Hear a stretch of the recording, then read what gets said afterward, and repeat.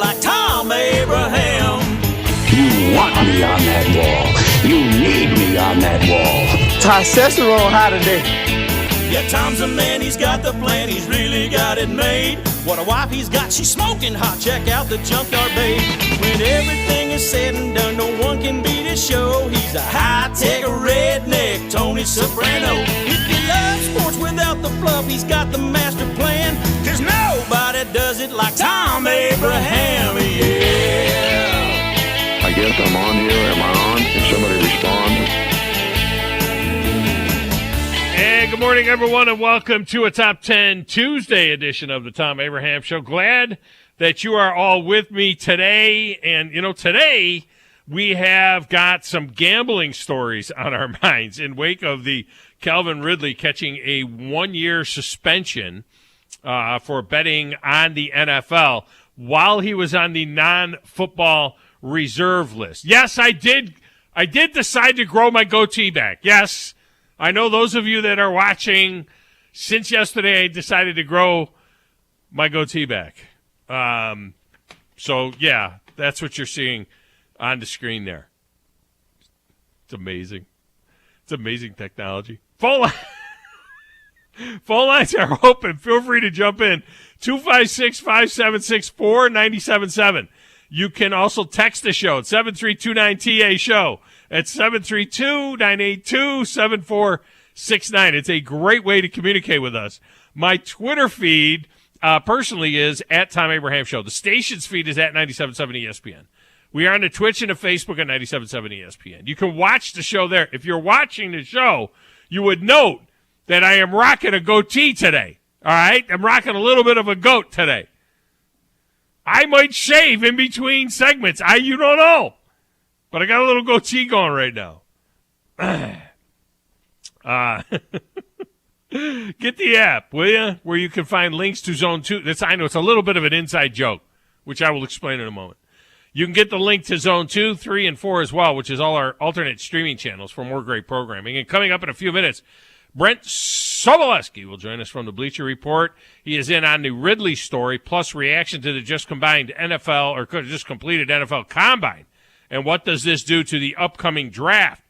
Now, as for Ridley, per a source, he placed 3 parlays, a 3-teamer, a 5-teamer, and an 8-teamer. Not an 8-teamer. And in his parlays, he always bet on the Falcons to win. And he placed these bets between November 23rd and November 28th. Falcons did win, by the way, beating Jacksonville on November 28th. All the bets were via a mobile app in Florida, and this was when Ridley was out. Remember, on the non-football injury reserve list. This is when he was out, when we thought he was dealing with, some mental issues, and maybe he was. I don't know if these two things are related or not. But this is a big deal, and Roger Goodell had to send a message. But it's hard not to remember back when Ray Rice knocked out his girlfriend and dragged her from the elevator and got suspended for 2 games initially, remember? Then they saw the video and they made it indefinite, so we'll give them a break there. But, you wonder, well, wait a minute, what did they think happened? It's like he knocked her out and dragged her from an elevator. Yeah, but I'm not seeing video of it. It probably wasn't a bad knockout. Maybe he didn't drag her too badly out of what was he thinking? Then they saw the video and everything changed. And he got the indefinite suspension. But we've seen suspensions for domestic abuse now to be, 4 to 7 games. But that seems to be in a complete different category. Not that it's certainly not any less important, but it goes to a totally different. This is about the integrity of the game. This is not necessarily about the, in a domestic abuse case, that's an individual case. To me, I think you should catch a year for domestic abuse anyway. I think it's the most cowardly thing that anybody could do, to be honest with you. Having said all of that, you may be wondering, as I was, What if Ridley were making legal bets? 26 states have legalized sports apps, legalized sports betting. What if he had made legal bets on a different sport, on something else? Basketball or the Olympics or whatever, college basketball game. Would that get a guy jammed up with the NFL? Well, this is what the NFL rule says. Quote, league policy strictly prohibits NFL personnel from participating in or facilitating any form of illegal gambling. Let me stop right there. NFL personnel. That means every single person that draws a check from a team or the league. So we're to believe that nobody who works for the league in any capacity that is an NFL employee throws anything down on a college basketball game. Okay.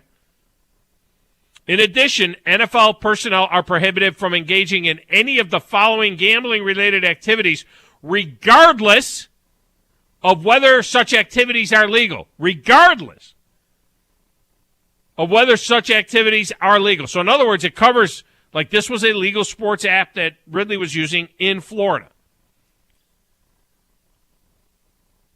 They're prohibited from accepting a bribe or agreeing to throw a game or illegally influencing its outcome, statistics, or score. Well, of course.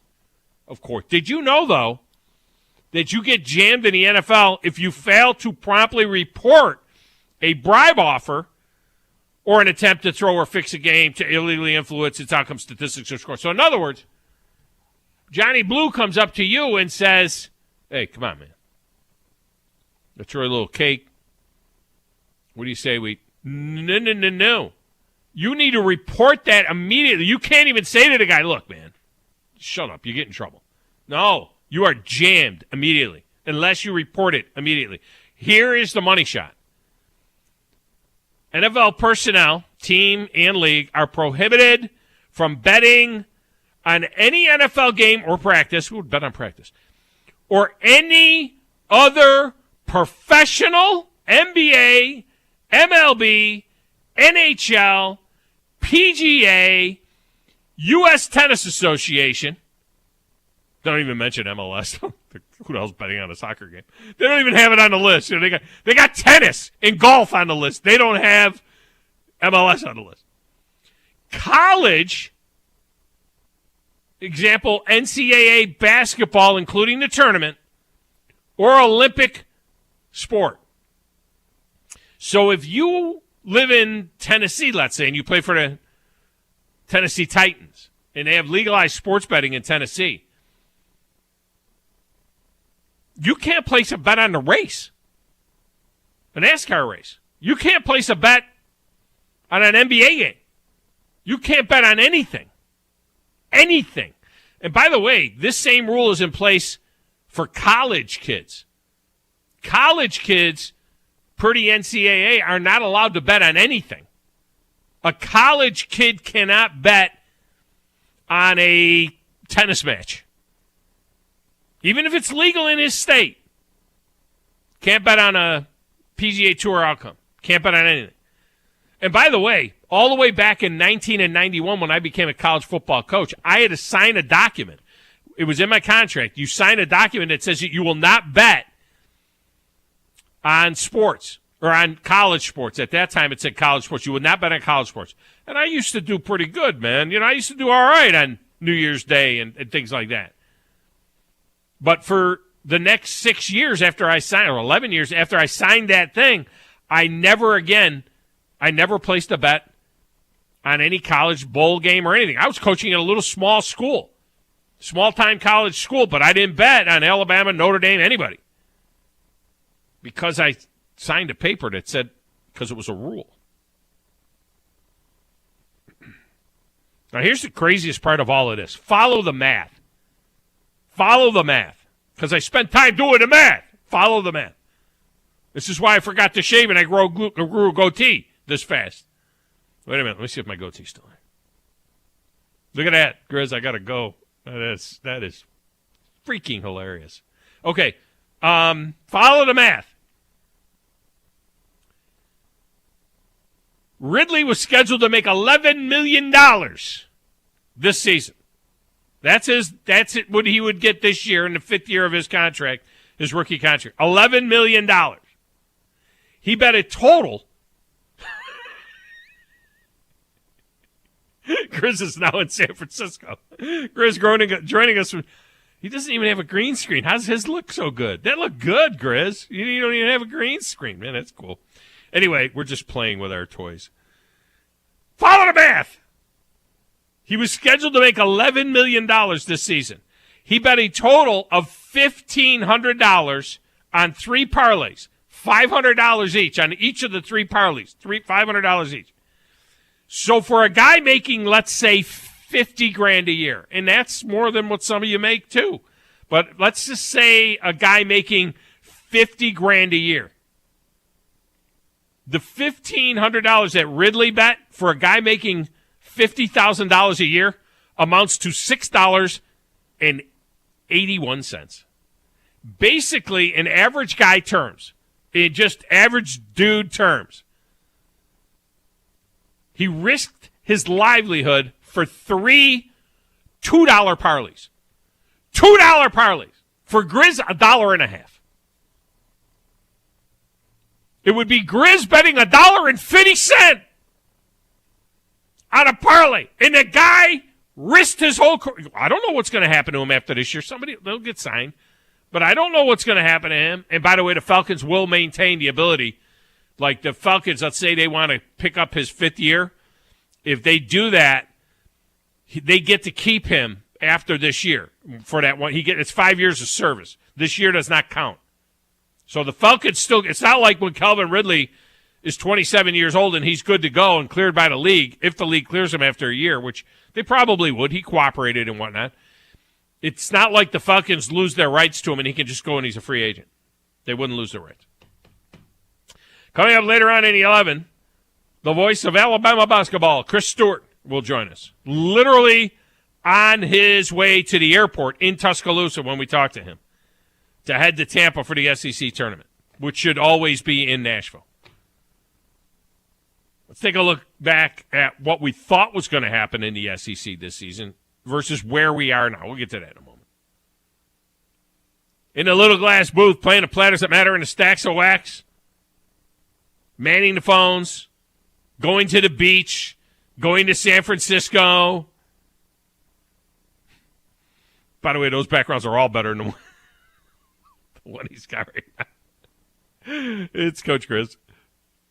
Who in the blue hell are you? What is your name?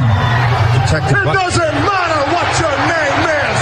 I'm the producer of this show. If I didn't step up, you're nowhere. I put this thing together out of spit and polish. I think this is one of the traits of a really good producer. Keep the talent happy. I'm gonna jack up on Mountain Dew. Now, Tom. Hey, Tom. Testosterone high today. Testosterone, whatever the it is. It really doesn't matter what you think. All right? It really doesn't matter what you say. Any of you play sports?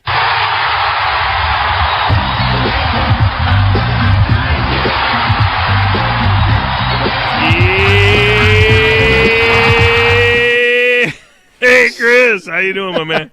Oh, man, I'm doing all right. No, I'm trying to get out of the world right now because I just don't want to believe any of this kind of stuff. And I mean, that one's weird. Every time you move in front of the mic, you disappear. Your head keeps disappearing. It's funny. The microphone's right here, which is your body shows up. Watch, but your head disappears. I liked the beach one. I mean, I thought the beach one was pretty cool. Yeah, no, it's all the video settings that you can do on Zoom. It's like the background photos or whatever. So there you go. Yeah, I'm on the beach. I'm getting away from Atlanta Falcons football this year. But look at this, how stupid this is with me. I don't know how you're doing that. I don't know what you're using. I don't know either. I need to see what you're using. There's a setting on my camera, apparently. Or it just gives you facial hair? That gives me... wait a minute. Watch this. Let me change to this. See, now I got a little beard actually going on the side. You see that? Yeah. When I turned my head, it went away. That's pretty sad that this computer can grow facial hair faster than I can. Podcaster. Why is this a podcast? Look at that. Now I got a pencil-thin mustache. I can go pencil-thin mustache. But how does it do it? It stays with me. That's pretty cool. You got a good camera. That's why. I got a really good camera, probably. I don't know. We need whatever cameras you have instead of getting the ones John's trying to get us.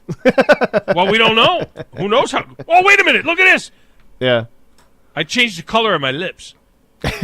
they pinker. I made it. Here, now they're pinker. Really, hold on, I gotta look at you. I better get out of that. That's kind of weird. Now I got the pink lip. Now wait a minute. I wonder if I can get the Here's the Alex Rodriguez purple lips. I went to the Alex Rodriguez purple lips. I wonder if you can change your hair. All right, so now you got white I wish lips I could cut. Why can't I change the color of my hair? You got chopped lips now. Watch my. Oh, I know I got chopped. Wait a minute. I can't have a stash. I got like a porn stash. You kind of look ashy there. No, I got that back. so I can have. Look at this eyebrows. Wait, watch this. It's like real thick. Who's that? Yeah, who's that actor? The guy that does the commercial? He had the real bushy eyebrows. You know that guy. And then I can. There's different shape eyebrows that I can have. I can do brows. It's just so freaking weird. That's cool that you can just change your whole entire appearance with that camera. And the thing is I like a goatee. I mean, a lot of my promotional pictures and things like that, it would have goatees in them and things like that, and I like a goatee, but my wife hates it. Oh, wait a minute, that looks bad. And we got to get rid of the eyebrows. There. My wife hates the goatee. She thinks that the goatee, she doesn't like the way it feels, basically. You know what I mean? When I kiss her, she don't like the goatee. So maybe this is the answer. I can have a goat. Ooh, you went back to the, let me see, you're back on the beach. Oh, yeah, I'm back on the beach. Yeah, I'm tired of this. I'm tired of this Falcons news. But I totally agree, with the whole, I don't agree with how you're going to suspend a guy an entire year for gambling. But there's all these other policies that, guys can do all these other things and get 2 games or a game or 6 games. I mean, it just doesn't make sense to me. But those are things... It doesn't make sense to me. It doesn't make a whole... Let me help Marcell Ozuna did not play the entire year last year. Thank God. I don't even think he should be allowed to be on Atlanta the following year. But you owe him 4 years, $65 million. But you also have to let the process play out in terms of... Here, let me get rid of my stash. You got. Oh no, I got to show it to Ellen. You got to let the process play out in terms of the thing, the legal aspect of it. Oh, of course. Like in Ozuna, I mean, what if it turns out that it was that's not what we think it is? But the other thing is those other issues are personal issues where this goes to the integrity of the overall game. You know what I mean? You're affecting the whole game. If you're betting on a game. Oh, yeah, without a doubt. You know what I mean? So I think that's why, a guy goes domestic abuse or drugs or things like that. That's a legal issue. That's a one-person issue. You get suspended for whatever period of time. But here's the thing. How do you handle that with all the Brian Flores allegations? How do you handle that when it comes to, the franchise or the organization doing it? And they're not taking years off or whatever. Obviously, this is all coming out now. But the Calvin Ridley thing, it's he was betting on games that he wasn't even playing in. He wasn't even there. Yeah, but he still had, the implication is, of course, that he knows what's going on. He knows that he's talking to a guy. He's an inside. It's insider trading. So in other words, in the stocks, right, in the stock market, you can't have insider trading when people know what's going on. So he would know, for example, whether or not Matt Ryan has a sore shoulder, you know what I mean? Yeah. Or whether he'll know, he has information that the general public does not have. So you got to be really, really careful. But obviously these owners should be cracked down hard too on if that's going on, because they would know more than the player would. Don't bet. They can't bet. Anybody associated. Well, I'm saying that they're betting on losing games.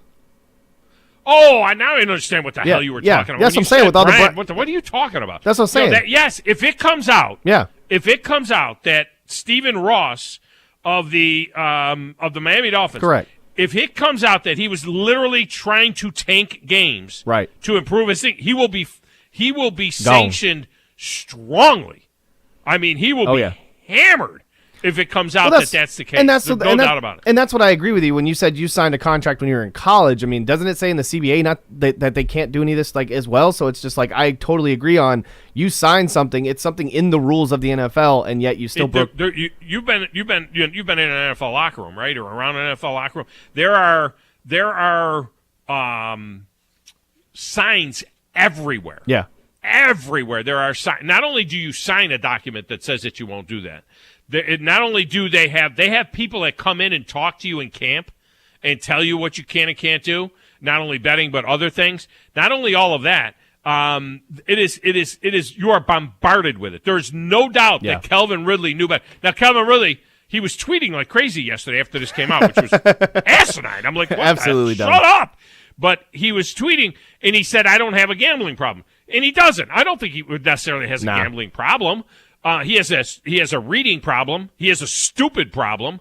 You know what I mean? Because he doesn't know any better. Now, I am pro-gambling. Keep in mind, I think that sports betting should be legal and regulated. Being someone that grew up around the underworld in illegal sports betting, I know how crooked that can be. I think the best thing in the world is to shine a light on this stuff. It is happening one way or the other, and do it legally. You know what I mean? So that it's done legally, and there are without a doubt. And there aren't margins. You have to put money in, and you can only bet the money you put in. You don't have to worry about Louis down at the corner bar breaking your ankles because you ended up with a big debt, because that's not how you bet. When you bet at these legal sports apps, you have to make a deposit first. So you pick an amount, you deposit $200, and you start betting it. And away you go. If you want to do that, that's fine. But you do it within the – and again, for a guy like me, let's say I decide to bet $100 on a game. Yeah. Okay? It's nice. It's not going to make or break me. It's nice to kind of build that up a little bit. If I got a guy like Steve Merrill that I'm getting my advice from and so on, and I could turn a couple of $100 into a couple of $1,000 over a period of a season, that's nice. You know, it's not going to make or break me, but it's, you know, you put a little bit in and that's it. But Calvin Ridley going to make $11 million. And he puts in, he bets $1,500. That would be like me betting a $10 bill. What the hell what am I going to do with that? I mean, it seems like a waste of time. I mean, if it was, especially if it was illegal. Just dumb. Raydog said, did Grace teach you how to use Snapchat and filters? I don't know nothing about no Snapchat. I just figured out where you got all the stuff. It's on. By the way. Yeah, it's not my camera. I've got a nice stash and a goatee going. And you got a stash and a goatee, but your eyes look weird. So I got the eyebrows going. I think I changed my eye color, too. You did.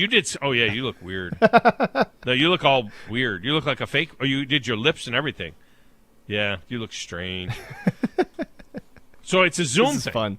Yeah, I guess it's the Zoom. It's in Zoom. It's built into video Zoom. Settings. See, man, I never noticed that before. It's in the studio effects. Yeah, I never noticed that before. It's in the studio effects. Yeah. Never noticed that before. Yeah. I got to take that off. Get rid of the lipstick, will you, for God's sakes? That looks bad. Get rid of the lipstick. I like my goat. See, I'm used to, because I've had a goat for so long, that's the look that I'm used to. There's ruby, cotton candy. You get all different colors. You can do green. Grumpy says, being suspended for gambling for a year is a problem, therefore he has a gambling problem. Oh, okay, that makes, okay. So the fact that he felt like he had to gamble on, that is a type of gambling problem. And you wonder, did he do other gambling? I mean, is there more gambling that he did? That's all we know. I will say this about that. There is no doubt in my mind that there are NFL personnel that are betting on stuff. In fact, some of them are betting on stuff they don't even know that they're not supposed to bet on. Because why? And by the way, the Major League Baseball and the NBA don't have that rule where you can't bet on other sports. You can only not bet on your sport. I don't know if I understand why an NFL player can't bet on an NBA game or a baseball game. Only maybe because since they are professional athletes, maybe they know people. But I know people. I'm not a professional athlete. People know people, you know? So, I don't know. Let's get a break. When we come back, I know Brent Sobolewski, and he will join us from the Bleacher Report, not only on this story, but more importantly on the NFL Combine. That's next on 97.7 ESPN, The Zone.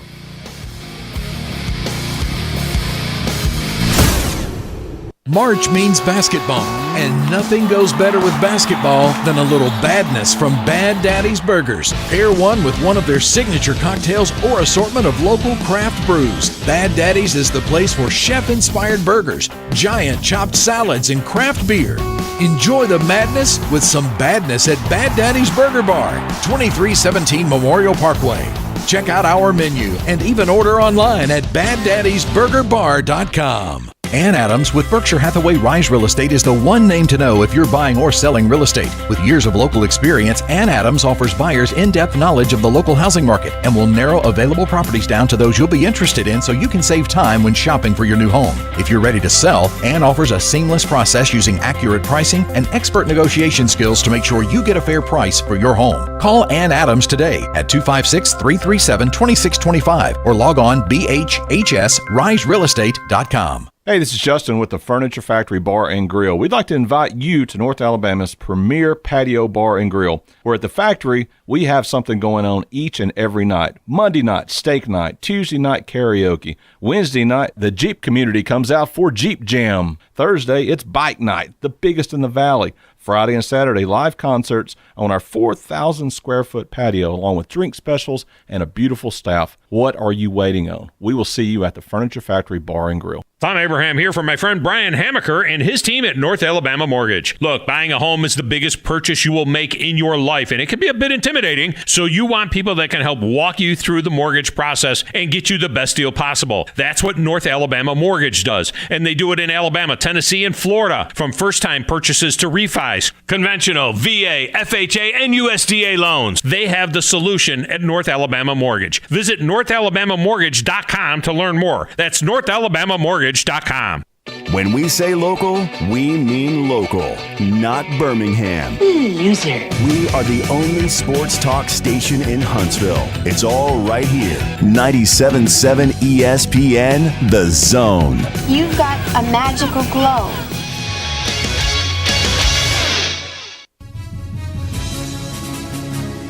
This is Eli Gold, voice of the Alabama Crimson Tide. Now, more of the Thom Abraham Show on your home for Crimson Tide Sports 97.7 ESPN The Zone. Roll Tide.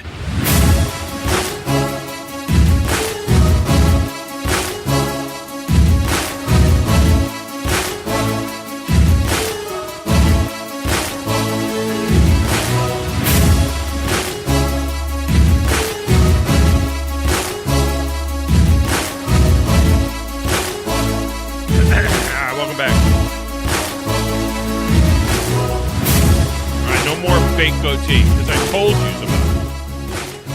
If I didn't tell you guys about it, it wouldn't be a thing, but I told you about it. This segment of the show is brought to you by Valley Equipment Rental throughout the Tennessee Valley.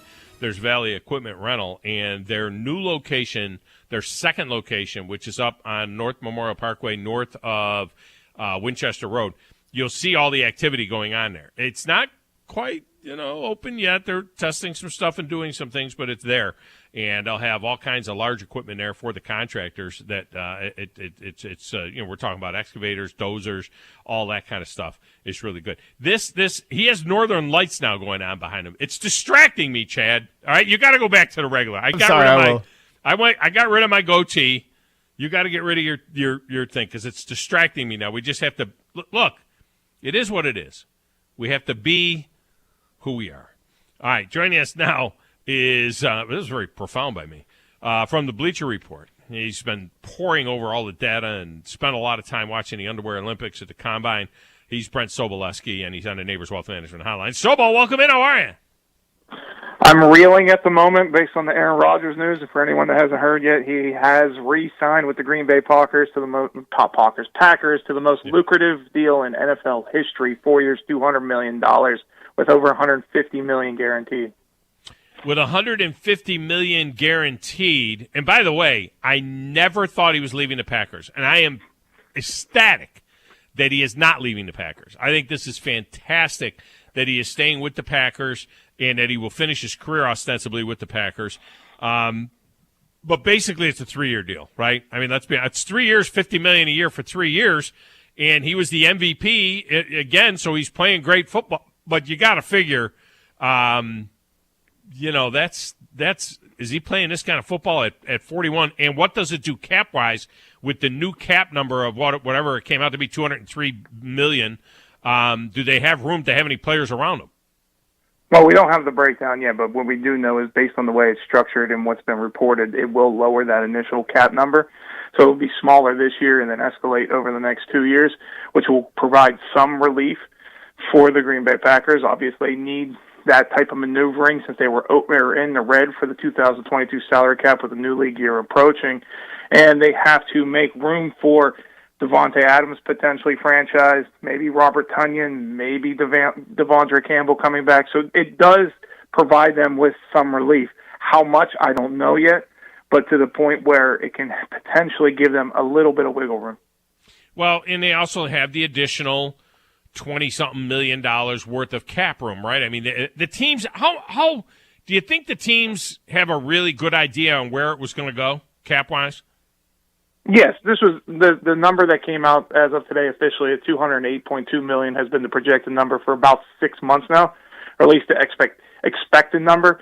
There is always that little bit of where you have movement on the finality, but this is essentially where they were set at, and it goes back 2 years. Okay, so obviously last year we had the owners recouping some of the money that was lost during the full pandemic season.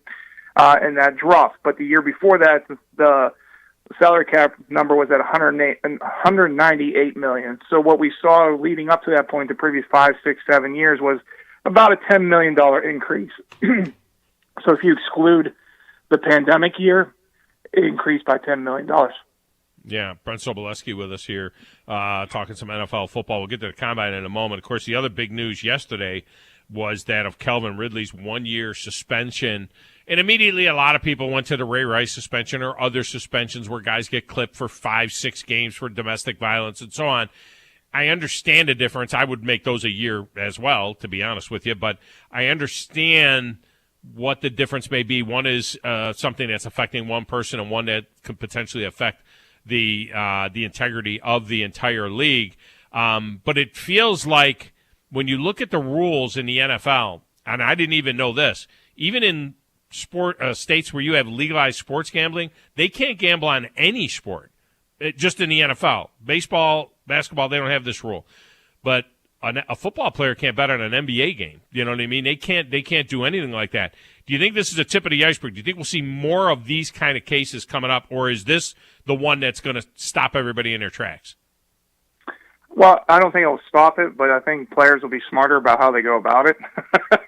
And the reason I chuckle a little bit is because as all this has come to light, what we've learned is the NFL, through their multi-million-dollar agreements with these betting sites, is that they have that betting site also serves as a watchdog for the NFL. So in Calvin Ridley's case, he was essentially caught because he bet through his own phone, and it was flagged by the betting site, and they took it directly to the NFL. So when you have that instance, I think, people who want to bet find ways around it. That's just the way the world works.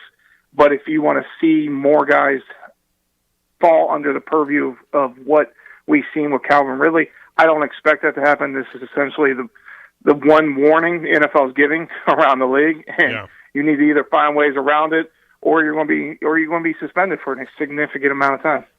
When Paul Hornung and Alex Karras were getting clipped back in 1963, they were making $30,000 a year.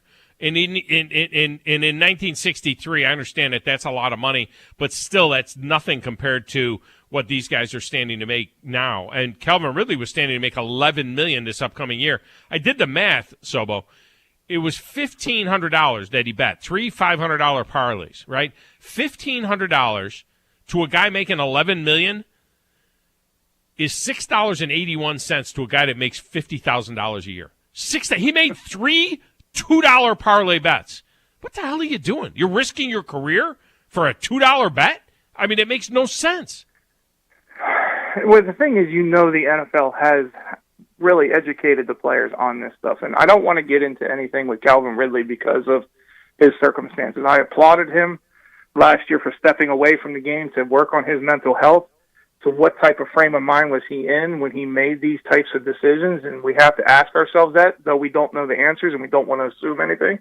So that plays a part into this as well, something that's not discussed a lot. But overall, I think it's one of those situations where maybe he just made a mistake, okay? And should he be punished as severely as he has? Well, the NFL has to make a statement. And they know that they don't want their players betting for the exact reasons you stated earlier. And there's no reason for it. And that's really the biggest thing that comes out of this from a macro perspective is the preventative measures that will take place when NFL players don't see the suspension. What they see is he's losing $11 million for just doing something in his free time. That's where it's really going to hold back players. I know we always joke about gambling and there's degenerates and guys will still make their way, but overall, it is that potential loss of liquidity that would be coming in future years that really becomes a preventative measure in all this. And they have to understand. I mean, I hope they pound that point home that they can't bet on any professional sports or college sports. They can't bet on the March Madness coming up. They can't bet on anything. That's the NFL. That's not the rule for every league. But in the NFL, they can't do anything, which did surprise me a little bit. You would think that a guy in Tennessee, where we have legalized sports betting, would be able to, if Derrick Henry wanted to bet on the race, at Nashville Superspeedway and bet on Kyle Larson to win the race, that he could put, a couple of grand down on Kyle Larson to win the race. But they can't even do that, which is it's kind of interesting. The NFL has the most stringent rules of any league.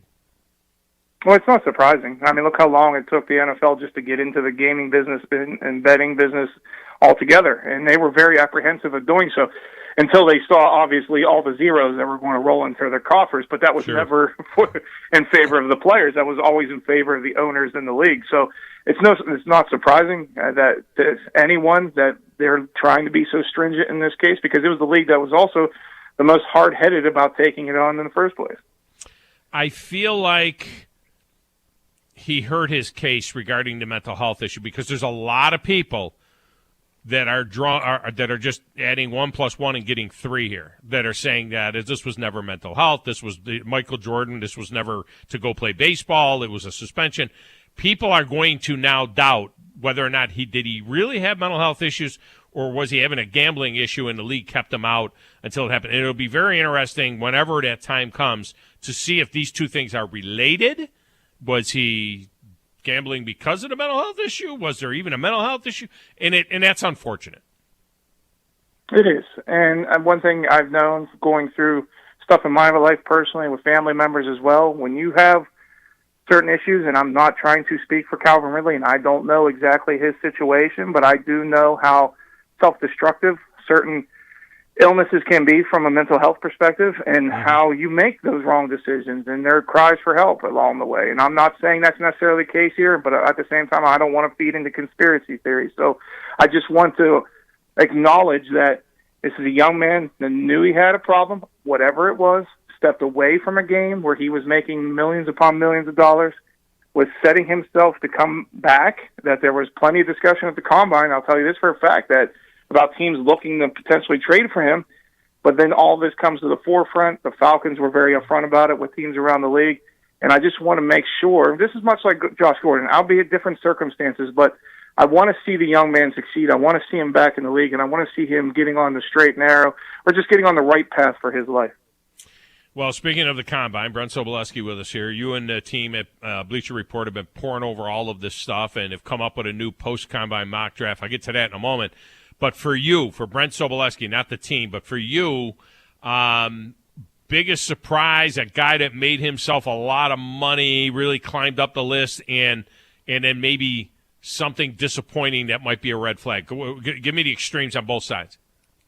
Well, we knew the defensive line was going to steal the show, that this draft is built around those big boys on that side of the ball, and obviously Jordan Davis did something that literally we have never seen before. And if you go to the breakdowns of what he did athletically, and I'll give full credit on the relative athletic scores that you see online by Kentley Platt of Pro Football Network, he has done this and evaluated raw athletic feats based on size comparisons since 1983 with the NFL draft. There has been one player, that tested higher athletically than Jordan Davis, and that was Calvin Johnson. So that gives you an idea of just how freakishly So not by position.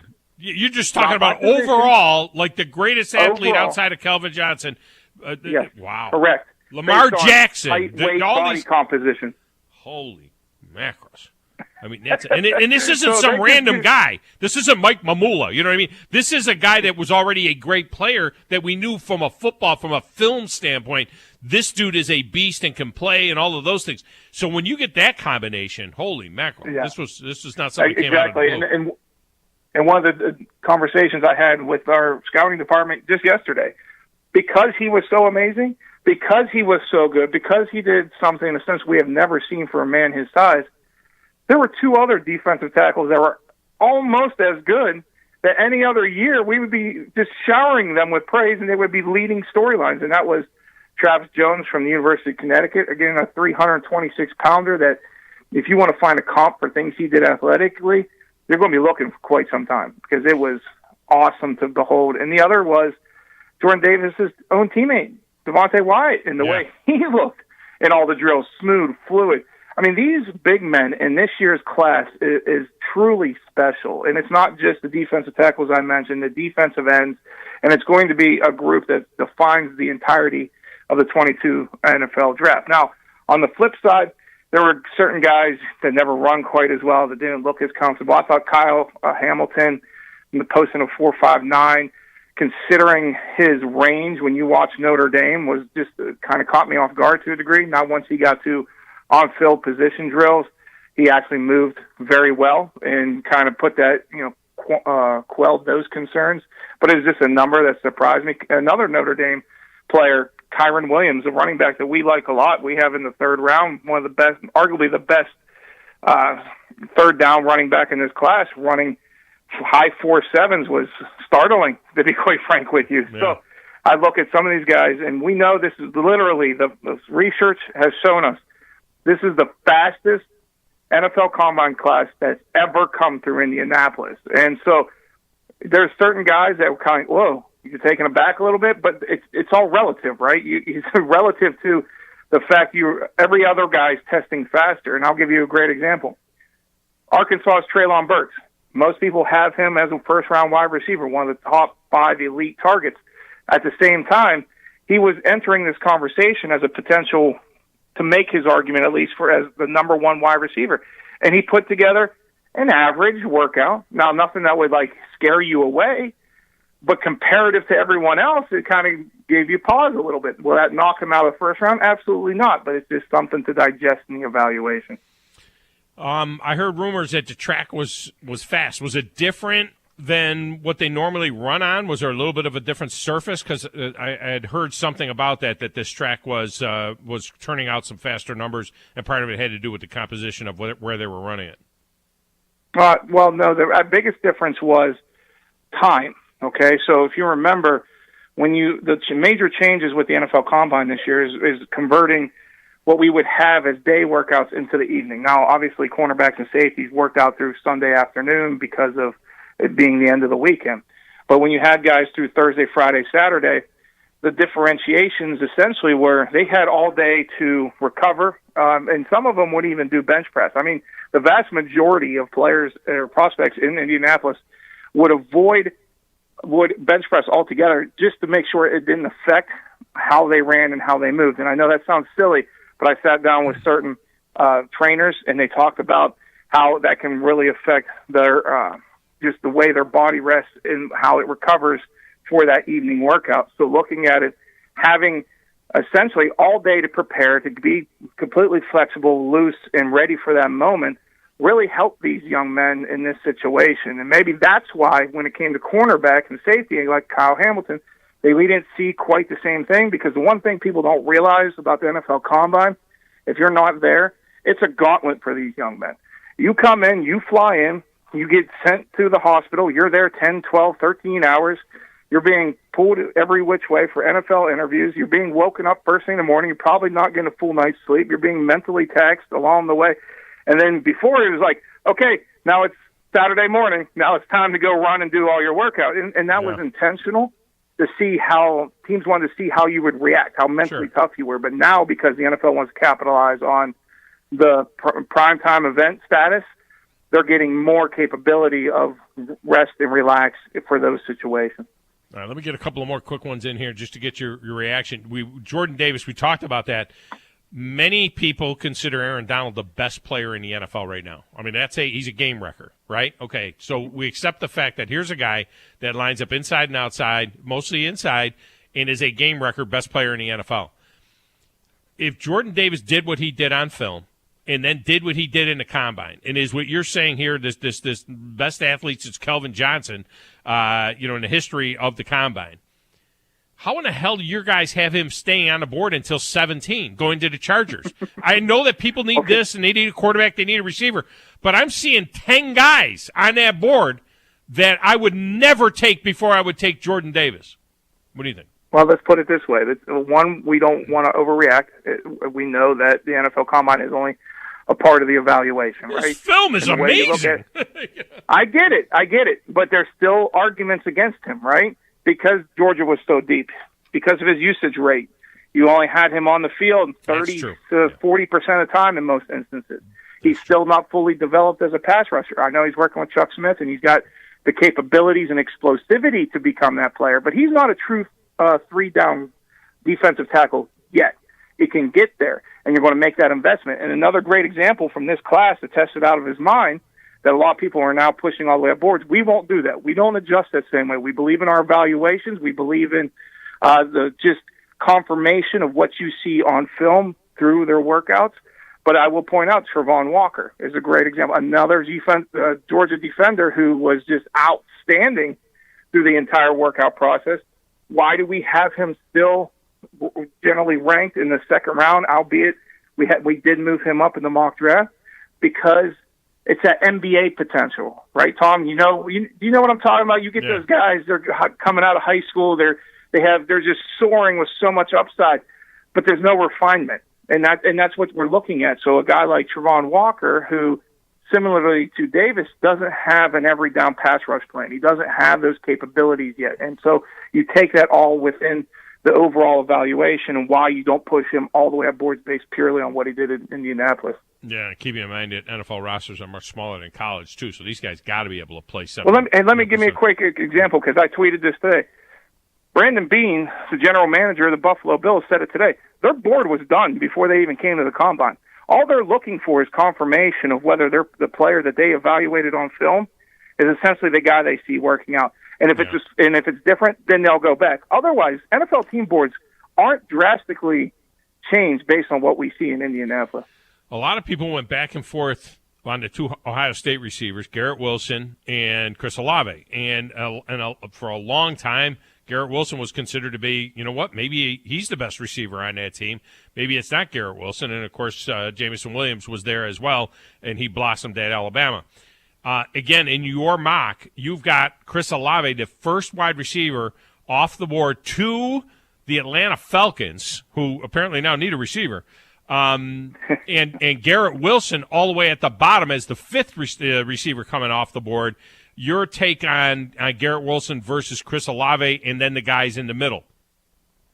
I think if you look at it with those two specifically, it's about polish, because there's very similar athletes, similar builds. Now Olave's slightly bigger, but they're both running in the high 4.38s, 4.39s areas. So guys that can scoot no matter which one you're going with. Really for us, and particularly with the Falcons for a schematic fit, it was about refinement. When you look at Chris Olave, he is the best pure route runner in his class, ultra smooth, essentially a plug-and-play type of player. So if you need to replace someone like Calvin Ridley, which they desperately do, why not go get out a similar equivalent in the draft with Chris Olave? So overall, he's our number 2 wide receiver because of fit and based on what they like at the position. We slotted him there. Now you go down a couple slots to 13, where we have the Cleveland Browns selecting Drake London. We have Drake London as wide receiver 1, and the reason is very simple. Now, he didn't work out at the NFL Combine, and you look at 6'5", 219 pounds, very fluid feet, former basketball player, guy that can really get in and out of his stem and his routes, the explosivity to go up and get the catch, create separation, which I know some people think is a negative on him. It really isn't. So as long as he runs decently well at the USC Pro Day, he should be absolutely fine. When you go down Treylon Burks, I mentioned earlier, Jameson Williams would have been in that conversation for wide receiver 1. Obviously, the knee's going to hurt him because he'll be drafted only 4 months out for major knee reconstruction. Then Wilson down a little further. The reason I mentioned Olave, how polished he is. Wilson's dynamic. He's explosive. He's been a playmaker since the day he stepped on the campus at Ohio State. But at the same time, there's more reservations about him and how he's going to be able to handle certain routes in the NFL and the jam at the line of scrimmage. Always a pleasure. He's on top of it. Tons of information. Brent Sobolewski has been our guest. Soba, I appreciate you so much, man. Good stuff. Thanks, Tom. You have a good one. Let's get a break. We'll come back, wrap up hour number 1, set you up for hour number 2 on a Top 10 Tuesday in the Doghouse, 97.7 ESPN. The Zone. They're about to award the SEC Tournament Championship trophy. Starting Wednesday, March 9th, join us all week long as the SEC Radio Network brings you complete coverage of the 2022 SEC Men's Basketball Tournament, live from town. Puts it up through contact, count the bucket, and one more. 3 for the lead. Bingo. Back the other way. The lob in the jam. Bedlam on the floor. 97.7 ESPN, The Zone. Two Maids and a Mop. That's all you need to know to clean house. Two Maids and a Mop is an award-winning company, bonded and insured. Hire them for yourself, or they have gift cards if you want to make someone else's day. Find out more online at twomaidshuntsville.com. A maid service worth talking about. Two Maids and a Mop take care of everything. They supply all the cleaning equipment needed. Call 256-883-6243. The only finger you'll need to lift is the one to call them.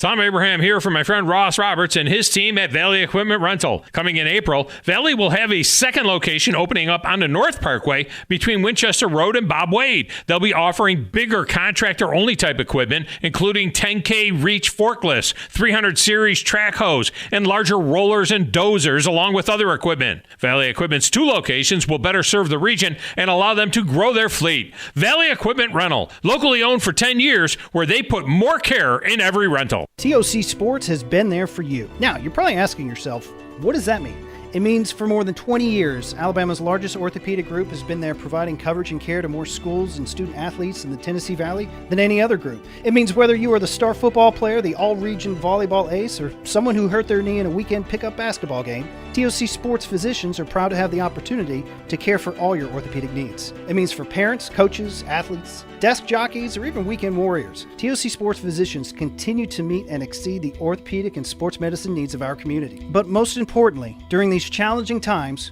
we're here for you now, and will continue to be here. So as long as there are players on the field, games to be played, and contests to be won, the orthopedic specialists from TOC Sports will be ready to help. We don't know what the future holds, but you can count on the TOC Sports team to stay committed to you, so you can stay in the game. Call 256-539-2728 today and ask to see a TOC Sports physician. Check them out online, also Facebook, Twitter, and Instagram.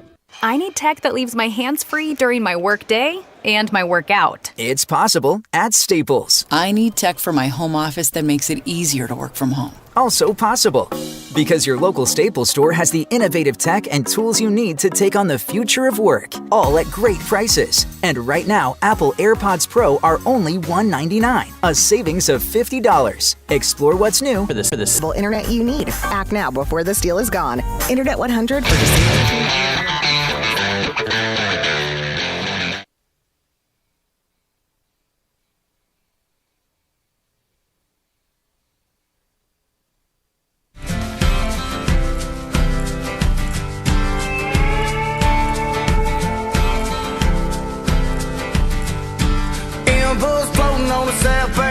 somewhere between heaven and the tall pine trees.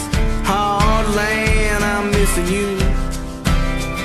At North Alabama Mortgage, they got the perfect product for you to make sure you get the best deal possible for your new purchase or your refi. I mean, they are doing refis right now and doing a tremendous job with conventional VA, FHA, and USDA loans.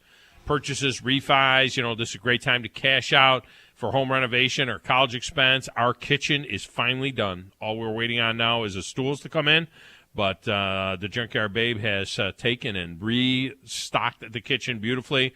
It looks amazing. It is absolutely incredible, and we did 90% of the work ourselves thanks to the folks at North Alabama Mortgage.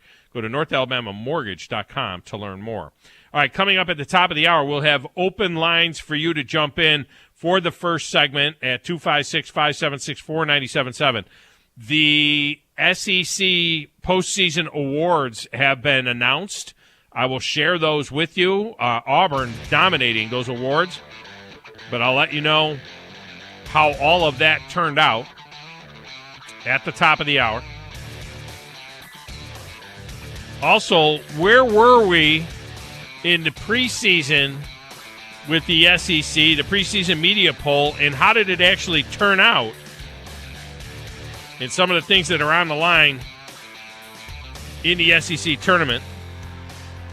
And an interesting proposal for a hybrid DH in baseball, which if they don't get a deal done today, by tonight, Major League Baseball says they'll lop another couple of weekends off the schedule. Guys better get their stuff together. We'll be back. 97.7 ESPN, The Zone. I love overpriced stuff. Avocados, designer t-shirts, artisanal water. That's why I get my internet from the other guys. Paying more for the same stuff. What could be better? Wow is better. For just $19.99 a month, we give you the super fast, extra reliable internet you need. Act now before this deal is gone. Internet 100 for just $19.99 a month. Plus, learn how to get up to $300 on us. Sign up at Huawei.com. Wow. Limited to new customers with auto pay and paperless billing. Equipment, taxes, and fees extra. Offer subject to change. Restrictions and terms apply. For over 20 years, Audio Insight has been designing and installing systems that integrate today's technology into homes and businesses all over the Tennessee Valley. At Audio Insight, they don't provide one-size-fits-all system solutions. Instead, they design your system from the ground up based on your valuable input. By working closely with you, Audio Insights can ensure that your system will meet your performance, budget, and aesthetic needs. Visit the showroom at 1229 Putman Drive off Jordan Lane and experience some of their fine products firsthand. Visit audio-insight.com to learn more. When I chose a garage door company, I did my homework. I needed Precision Overhead Garage Door Service. They have a 5-star Google rating. I checked their reviews and liked what their customers had to say. Precision Overhead Garage Door has lifetime warranty packages. Same-day service if I call before 2 p.m. If they can't make it the same day, my service call fee the next day is waived. They did a 25-point safety inspection on the door and operator. Now that's peace of mind. Residential, commercial, and gate services. Precision Overhead Garage Door Service. Call 256-400-4500. WZZN, Union Grove, Huntsville, Alabama. 97.7 ESPN, The Zone. This is SportsCenter. I'm Christine Lisi. 2 more tight ends have been franchise tagged on this tag deadline day. The Cowboys with Dalton Schultz, reports ESPN's Todd Archer. And according to ESPN's Adam Schefter, the Dolphins tagged Mike Gesicki. The tag deadline is 4 Eastern. From ESPN's David Newton, multiple teams have called the Panthers about a possible trade for running back Christian McCaffrey. While the Panthers aren't shopping him, they could consider it if offered a first-round pick and another player without a big salary cap number. His cap hit this season, McCaffrey's, is $14 million. ESPN's Jeff Passan reporting Major League Baseball plans to cancel another week of regular season games if it and the Players Union can agree to a new collective bargaining agreement by tonight. NBA LeBron James dealing with significant soreness at his knee coming off that 56-point night against the Warriors. Did not play in last night's loss. The team hopes he'll be back tomorrow in Houston.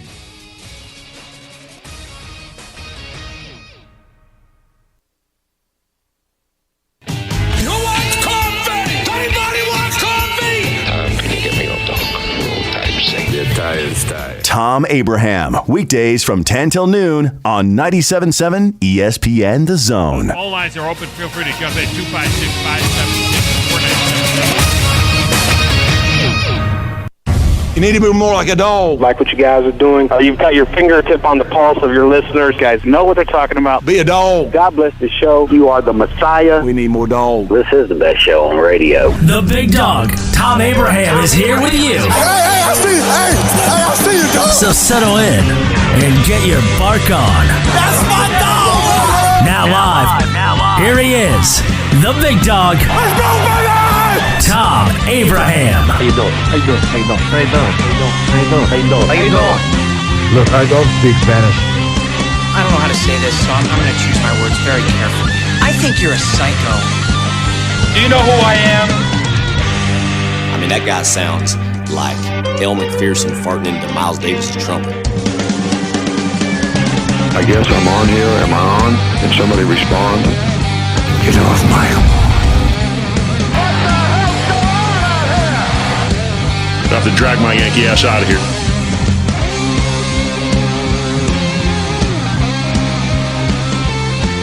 And welcome back, hour number 2 of the Thom Abraham Show. And this segment of the show is brought to you by Woody Anderson Ford. You know, Woody Anderson Ford, the service department is second to none. I mean, if you need service done on your vehicle and you say, well, I bought it at a different Ford dealership, or I bought it, it's not a Ford. Well, it doesn't matter. The service department at Woody Anderson Ford is second to none. It's tremendous. And when you pull in there, you can see the commitment. I had to stop at a Ford dealership. It turned out it was nothing, right? The check engine light had come on, and it was just a sensor thing while I was in Greenville, South Carolina. And Greenville's not a small town. So I went to the main Ford dealership there in Greenville just to check it out. They took a look at it, and they said, yeah, no, they reset it, and everything is fine.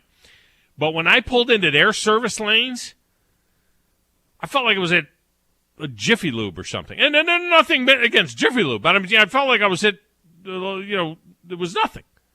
It was like 3 bays, the garage door goes up, the garage door goes down. That was it. You pull into the service lanes at Woody Anderson Ford, and it's as big as the entire place. I mean, they have multiple vehicles in there.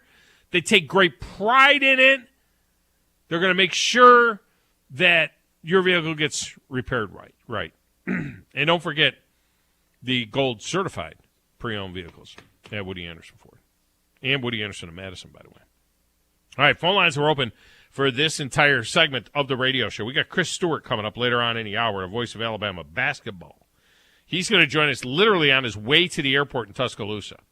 Chris lives in Birmingham. He'll be heading for the airport in Tuscaloosa. He'll have a few minutes to talk to us, so we'll talk to him about what's going on going into the SEC tournament. In the meantime, though, if you want in now, 256-576-4977. It is the Top 10 Tuesday, and I got a number of lists to get to. And one of them is the SEC awards that just came out this morning. Your Coach of the Year, Bruce Pearl. So Bruce Pearl is the Coach of the Year. The Player of the Year from Kentucky, Oscar Tshiebwe. Is that how you say it, Grizz? Tshiebwe. Yes. Oscar Tshiebwe is the Player of the Year out of Kentucky. Scholar Athlete of the Year, Jordan Wright out of Vanderbilt. Of course he's out of Vanderbilt. Freshman of the Year. Freshman of the Year is Jabari Smith. He might be the freshman of the year in all of college football. Basketball? Yeah, or college basketball. He's tall. So good he might be the freshman of the year in college. Put him at tight end, wide receiver. Could have been everything. Jabari Smith is the freshman of the year. Sixth man of the year is Terry Eason out of LSU. And the defensive player of the year, Walker Kessler. Now, who else would it be out of Auburn? Your all-defensive team, Keon Ellis, made the all-defensive team out of Alabama, along with Jalen Williams, Walker Kessler, Tshiebwe, and Ziegler from Tennessee, Zachy Ziegler. Your first-team all-SEC team, J.D. Notae. By the way, there's 9 guys on that first team. From Arkansas, J.D. Notae and Jalen Williams. From Auburn, Kessler and Smith. Tshiebwe, of course, from Kentucky. Eason, by the way, Kentucky with only one player on the first team. Terry Eason from LSU. Iverson Molinar from Mississippi State. Santiago Vescovi from Tennessee. And Scottie Pippen Jr. from Vandy. Jaden Shackelford makes the second team. Kennedy Chandler's neck of the woods. If you're wondering where's J.D. Davison, right? Because this is the lead pipe cinch lottery pick in the NBA draft. He's on the all-freshman team, and so is Charles Bediako. They're both on the all-freshman team with Jabari Smith and Ty Washington Jr. and Brandon Murray and Devin Carter and Kennedy Chandler and Zachy Ziegler. But he's not on the first or second team. And Grizz, there are 15 guys on the first and second team. You'd think the first team would be 5 and the second team would be 5, and that would be it. Yeah. But that's not the way they do it. They don't break ties. So there are, literally a nice little pickup game. A nice little game to watch. You could have a hell of a game. You got 9 and 8. There are 17 guys on the first and second team, and none of them go by the name of J.D. Davidson. This kid needs to come back, man. I'm going to ask Chris about it, but I'm telling you, if you're not named among 17 guys in the first or second team in the SEC, how are you a lottery pick? How are you a lottery pick? Jabari Smith might be the first pick overall, but how are you a lottery pick? And it does say something about, Alabama's got a great class coming in next year, and they should have Bediako and Davidson back. Not to jump the gun, but, there could be some excitement for that. I don't think he's a lottery pick. So, I don't think he's a first-rounder. Maybe a first-rounder, but I don't do mock NBA drafts. J.D. Davidson needs to be coming back. Now, where were we? Well, let me get Brandon in here. Then I'll get into this, where the preseason poll was and where we ended up. Brandon, welcome to the show. How are you? Pretty good. Listening to you talk about this betting in the NFL and how I think that the NFL is really overstepping its bounds bad. By the amount of the punishment, or by on what basis? By telling them what they can't do. I can understand them telling you that you can't bet on your own team, but the Supreme Court ought to have the last say in whether they can tell you you can't bet on other leagues or other sports. Yeah, I think you ought to be able to bet on any team you want besides your own. Yeah, well, I think your own sport. Not just your own team. You shouldn't be able to bet. If you're an NFL player, you shouldn't be betting on NFL games, because there are too many different layers of ways that can be influenced. There's knowledge that you have. It's too much insider information. You can't, hey, Brandon, in business, you can't inside trade you're on the stock market. If you work for a company, you can't be buying and selling stock. People do it and they get jammed up. Government officials do it all the time, right? You get these senators and stuff like that are involved in these companies that, oh, look, they bought a bunch of stock in this company, and all of a sudden this company got a big federal contract. We know that happens. It's wrong, but we know things like that happen. But I do agree with you. I don't understand why an NFL player can't bet on a hockey game. That doesn't make any sense. That's the biggest overreach to me, but I'm a personal freedom person. I understand that with the stock market that you're playing with the public's money. The public is investing money into that, so I can see where. Well, that's what's happening with betting, right? In your own league, it's the public's money, and you know something that the John Q. Public doesn't know. Yeah, but John Q. Public's probably not betting his entire retirement account on betting on the Falcons or betting on the Titans, and yeah. I think it's a big overreach. And I sent you a tweet yesterday about the owners and the luxury tax, and yeah. I'm completely dug in with the players on this one. The owners should not be making a profit off of the luxury tax. These dirtbag organizations like the Pittsburgh Pirates that have never spent money, they ain't spent money since Barry Bonds was on their team when I was in elementary school. Yeah. When Bonds was skinny. They were called out at the meetings about never spending money and always trying to pocket money. And when the bottom 5 teams in the league don't spend as much as the second spending team in the league, second from the top, that's a problem. Yeah. These teams don't want to win. They don't want a competitive ballot. They just want to make money any way as possible by fielding a team and taking TV money. And I can see where these players are saying, hey, you're paying, your whole payroll is less than what we pay one player on our team. Yeah, there should be a floor. And I don't know that there is a floor. I think there was a floor at one point in time when they had the hard salary. If they're going to have a hard salary cap, there should be a spending floor, as well, where you have to do a certain amount. Because I agree with you. You find this a lot of times where in the portion that is shared. Now, in baseball, a lot of that income is not shared. The Yankees make more off of the YES Network, and then say the Kansas City Royals make off of their regional sports network, and so that gives the Yankees the ability to spend more money. But for one team to have a payroll of $200 million and another team to have a payroll of $50 or $60 million is just grotesque. I mean, that just, how do you compete like that? That's not even, you're not even trying. No, you're using it for money, which is what people accused Liberty Media of doing with the Braves for a long time, and that's why fans get frustrated. Are we really trying to win? And I think probably the bottom 9 teams in the league are not. The Marlins have done it a couple times, and then they turn around and sold everything they have. And the Royals did it, with a relatively small payroll, and I think the Cardinals one year that they won recently, their last one, had like a $90 million or $92 million payroll. I mean, it can happen, and I do think there needs to be an adjustment made for where that team is. So, in other words, if you play for the Yankees or the Red Sox, and you're living in that part of the country, the cost of living is absolutely astronomical compared to what it would be if you're playing in Georgia, or if you're playing in Florida where there's no tax, or if you're playing in Missouri. That's a true thing. So there has to be, and when I say, and Brandon, you understand money, when I say astronomical, I mean, I got a job offer from Mad Dog Radio, Sirius Satellite Radio, in 2008. They started at $220. The negotiation ended when I asked for $400 because $350 in New York City. They said I had to move to New York City.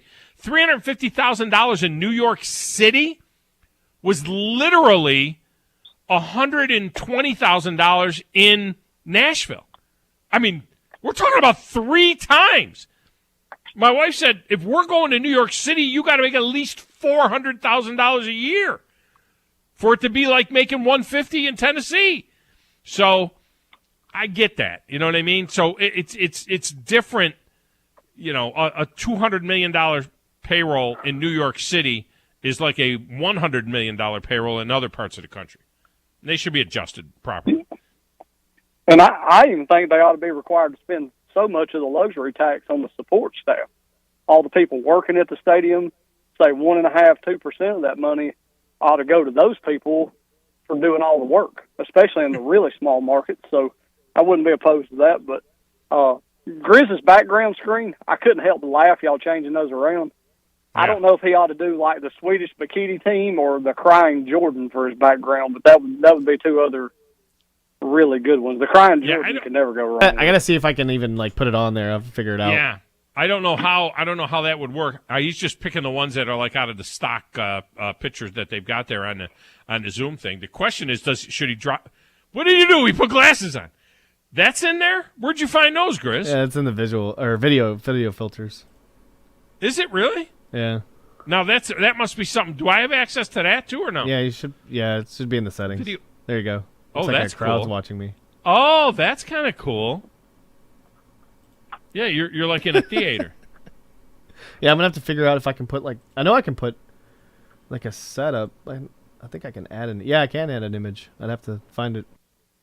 Yeah. You've been able to do this on Zoom for a long time without a green screen, but if you have a green screen, it makes it better. Well, it makes it better. If you don't have a green screen, it gets all kind of janky. Yeah. Yeah. All right. Good job, Brandon. Good day, my brother. All right, man. Appreciate you. Thanks. Grizz, preseason media poll. Grizz is partying. He's got the Christmas lights. That's funny. All right, stop it. Stop it. I'm trying. Hold on. Something serious. Stop playing. Preseason media poll. Kentucky was number 1 in the preseason poll for the SEC. Now, this is just the SEC. Number 1. Yeah. They're the 3 seed in the tournament. Alabama was number 2, was projected second. They are the 6th seed. Arkansas was number 3. They ended up the 4 seed. Tennessee was number 4. They ended up the 2 seed. Auburn was number 5 in the preseason polling. 5. What did people miss on Auburn? Yeah. Did they not realize that Jabari Just Smith judged last season Walker completely? Kessler? Yeah, what were they missing on that team? Auburn was number 5. Of course, they're the 1 seed. LSU was number 6. They ended up the 5. Florida was number 7. They ended up the 9. Mississippi State was number 8. They ended up the 10. Ole Miss was 9. They ended up 13. Missouri was projected to be number 10. They ended up 12. Now, here's a team that, second to Auburn, outperformed their preseason ranking. Preseason poll, South Carolina was number 11. They ended up the 7th seed. Texas A&M was number 12. They ended up the 8th seed. Vanderbilt was projected to be 13. They ended up the 11th seed. And everybody got it right on Georgia. They were preseason last, and they ended up last. Yeah. So even though the Vols ended that one SEC win. One SEC win. One in 16, or one in, what was it? 1 in 18, 1 in 17. Against Alabama. That was it. One team. They won SEC win. So even though the Vols ended up as the 2 seed in the SEC tournament, Kentucky, which is 25-6, is ranked number 5 in the country, just behind number 4 Auburn, who finished the regular season, 27-4. Auburn dropping to number 4 in the country in the most recent poll. Tennessee is 9th in the AP poll with a 23-7 record. So remember, Kentucky is 25-6. Kentucky has 6 losses. Tennessee 7 losses. Kentucky's ranked 5th. Tennessee's ranked 9th. But most people think that Auburn and Kentucky are playing for a 1 seed into madness, right? If Auburn or Kentucky win the SEC tournament, they're going to be a 1 seed. Now, interestingly, in the NCAA net, which gets heavy consideration from the committee in terms of determining the seeding, Kentucky and Tennessee are both ranked ahead of Auburn in NCAA net. I got that thing here somewhere. That poll, the polls are polls, but the NCAA net is something that they use. Kentucky is 4. It's Gonzaga, Arizona, Baylor, Kentucky, Houston, Villanova, Kansas, Tennessee, Duke, Auburn, 10. LSU, 16. Arkansas, 20. Alabama, 28. And then it falls off. Florida's the next at 54. So don't get too hung up on the polls. Net means something, and how these teams will do in these tournaments to a certain extent means something. It seems like the ceiling for Tennessee, though, Grizz, is a 2 seed. You know what I mean? Nobody is saying, well, if Tennessee wins the tournament, are they a 1 seed? Nobody feels that way because of 7 losses, which is only 1 more loss than Kentucky has. But Kentucky is Kentucky. That's a big part of it. Kentucky is Kentucky. All right, let's get a break. When we come back, Grizz, ask me after Chris Stewart about this interesting proposal for a hybrid DH in baseball. You remember baseball? That's a sport. They used to play that sport. They've canceled 91 games so far. Not 91 games for a team, 91 games total they've canceled. Everybody has had some 7, in some cases 6 games canceled, 7 or 6 games canceled. Supposedly, if they don't have a deal done today, they're going to cancel 2 more weekends, or 2 more series, I should say, not weekends, but series of baseball. And we're going to get to a point where it's going to actually, to be honest with you, it would be more fair if they canceled 2 more weeks of baseball. Because you take the Atlanta Braves. The Atlanta Braves have lost 6. They canceled 6 games for the Atlanta Braves. Do you know how many home games for the Braves got canceled, Grizz? 0. It was all away. All 6 were road games. Yeah. Now, so, and they're just going to pick up where they left off. If this happens, those games are not getting made up. So they had, Their first 2 series are both on the road. So it's not going to hurt them in terms of they have an unbalanced schedule with more home games than road games. New York Yankees, first 2 series on the road. They've gotten no home games canceled, 7 road games canceled. But the Los Angeles Dodgers, all 7 games that were canceled for the Dodgers are home games. Got to be honest with you. That does not, Thank you. cancel all of their home games. I don't care if they cancel all of their home games. Let's get a break. Chris Stewart is next. Thom Abraham Show, 97.7 ESPN The Zone.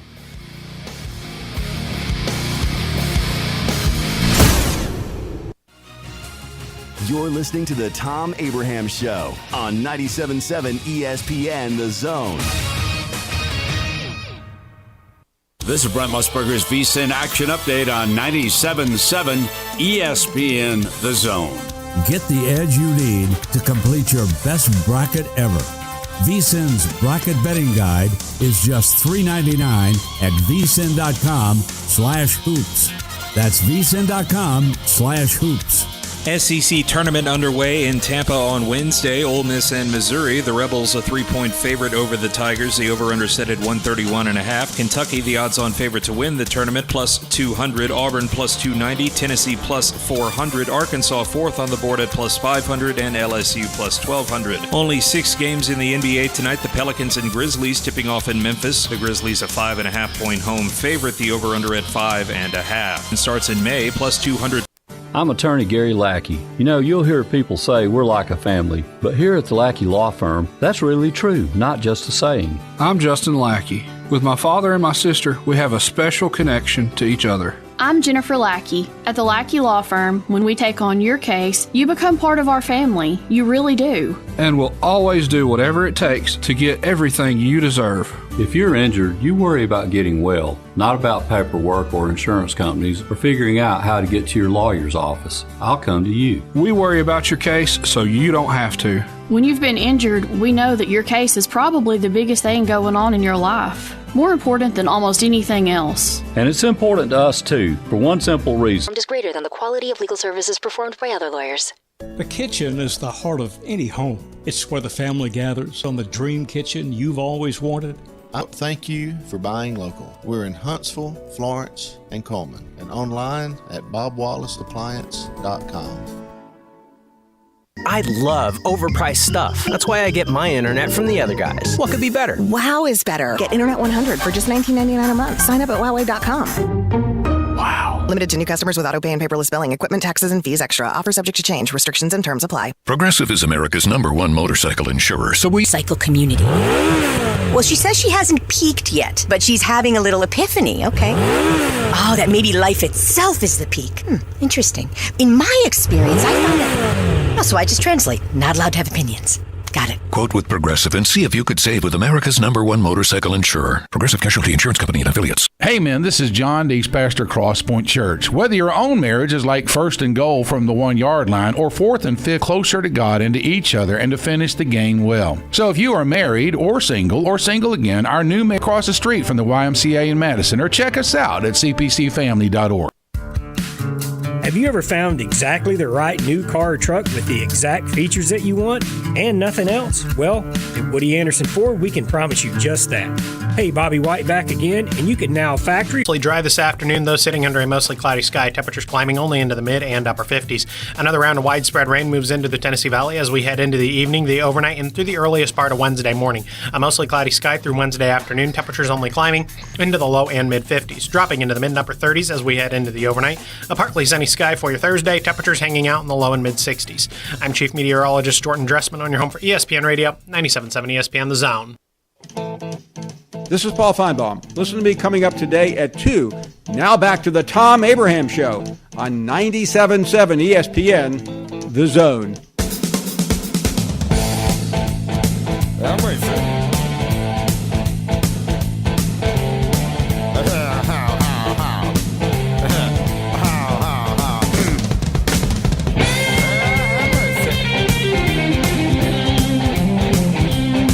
Segment of Thom Show is brought to you by the Orthopedic Center, second to no one.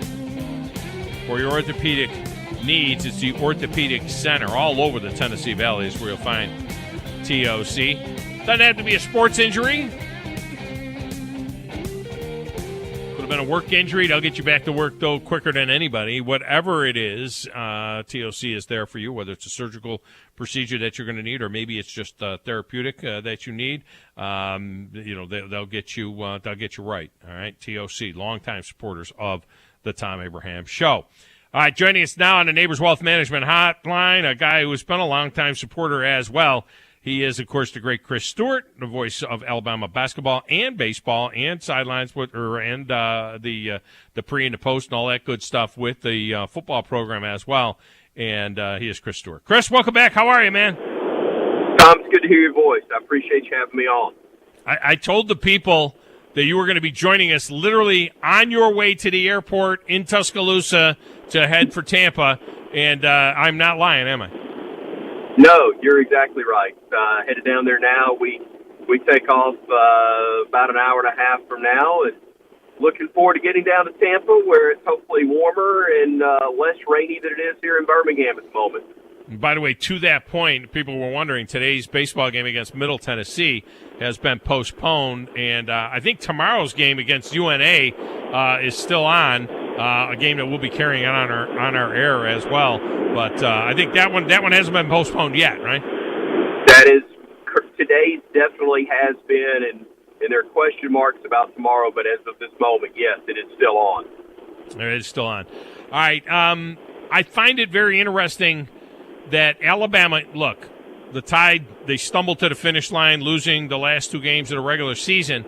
However, Jerry Palm, who we had on yesterday, Joe Lunardi, both have the Tide still as 5 seeds in the big tournament. They're a 6 seed in the SEC tournament. So there is a ton of respect out there, Chris, for the schedule that Alabama played. And I think there's an anticipation that they may do a little something in this tournament here based on the fact that how they played against really good teams throughout the year. Yeah, and Tom, we get so caught up, and I say I include myself in this mix, so I'm not throwing stones at anybody when I say this, but we get caught up in who you lose to. And Alabama had a couple of really bad losses in terms of who they lost to. Obviously, the only team in the league to lose to Georgia. And at the time, I think maybe the only one that had lost to Missouri or close to it. So, those stood out, and there have been some others that you'd love to have back. That being said, the NCAA tournament is not as concerned with who you lost to as who you've beaten. And Alabama has beaten some great teams and have played the toughest schedule in America and have gone about 500 with the highest ranked of the teams they faced. So it's not shocking to me that they're in the conversation, because Lord knows we've got plenty of experience with it, Tom, of what it means to be on the bubble or not. We've seen it plenty of times where, I'm sitting here with a team that may have a better record, but not a strength of schedule that's as good, and you hear Jerry Palm and Lunardi say, yeah, well, Alabama's still on the outside looking in, and I'm going, well, hang on, we're winning. What's the deal? But it's really the whole body of work and who you've had wins against. And the wins that Alabama had against the likes of Gonzaga, Houston, Baylor, and several others that I could point to outweigh the negative of a couple of tough losses that sting and you'd love to have back. Isn't that, though, what made this team maddening all season long? Because I mean, you went to Washington and beat Gonzaga, like you say, beat Baylor and lost to Georgia in like the same week or something. I mean, it's just crazy. It shows the potential of the upside of this team. There's no doubt about it. But it seems like Nate Oates really struggled himself with being able to keep them on the beam and keep them focused, because and he had to be pulling his hair out as well, trying to get them to play consistent throughout the season. Yeah, I don't think there's any question about that. And I think it also shows you just how special last year's group was. Not just not just from a basketball ability standpoint, but from a leadership standpoint, and the respect that guys like Herb Jones, Alex Reese, and John Petty, I think John is such a prime example of what happened with that basketball team, because John, I think by his own admission, would tell you he struggled with some leadership aspects. That's why he had to be basically sent home for a couple of games. But when he came back, he was as good a leader, not just a good player, but as good a leader as anybody in that locker room, and really was a major part of what transformed with that basketball team.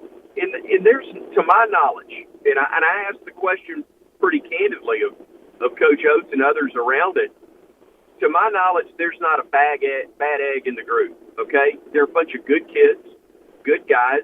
There's just not the same type of leadership that you had in that locker room a year ago, and they're struggling to find that, which is part of why, not the only reason, but a big part of why you struggle to see consistency from this team. And there would be times, though, during the year when you'd say, okay, all right, it's going to start happening now. You're going to get into a little bit of a roll here. They had those 3 wins against Ole Miss, Arkansas, Mississippi State in a row, early in February, and it started feeling like, there was a run coming, and there could be a run coming in a tournament. I mean, Drew DeArmond, myself, and some naysayer fans were going around and around about, whether or not this team could make a run. This team absolutely could make some sort of a run and be dangerous, not only this week, and of course, Kentucky looms in the second round if they get through the winner of the Vandy Georgia game, which should be Vandy.